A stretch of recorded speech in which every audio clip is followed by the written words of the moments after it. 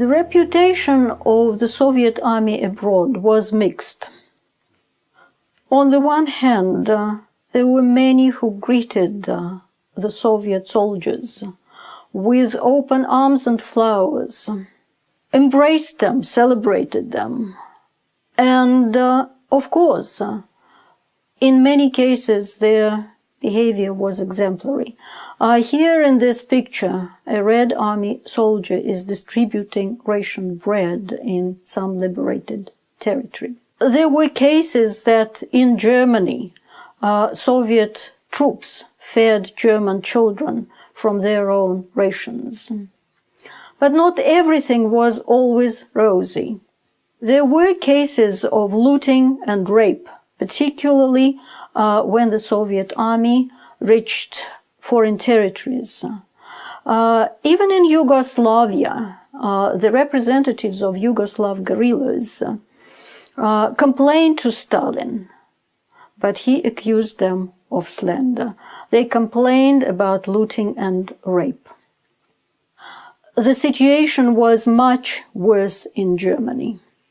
The intentions of this guy are very clear, as are the intentions of these guys.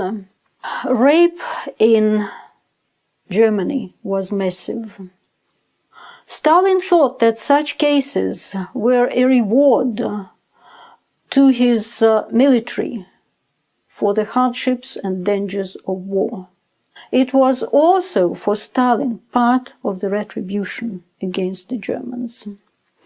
Only in April 1945, an article in the Pravda against the excesses appeared. Commanders tried to stop the excesses, but without much success.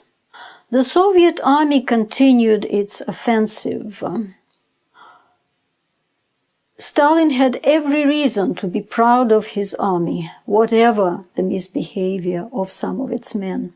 In 1944-45, the most successful operations, Soviets still suffered heavy casualties, but it took the Soviet army only 3 weeks to advance 500 kilometers from the Vistula to the Oder.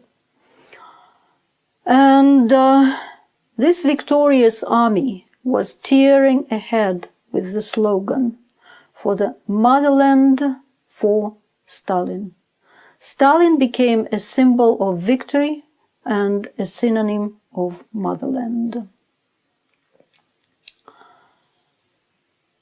In 1942, Roosevelt wrote to Stalin, "The fact that the Soviet Union is bearing the brunt of the fighting and losses during the year 1942 is well understood by the United States, and I may state that we greatly admire the magnificent resistance that your country has exhibited."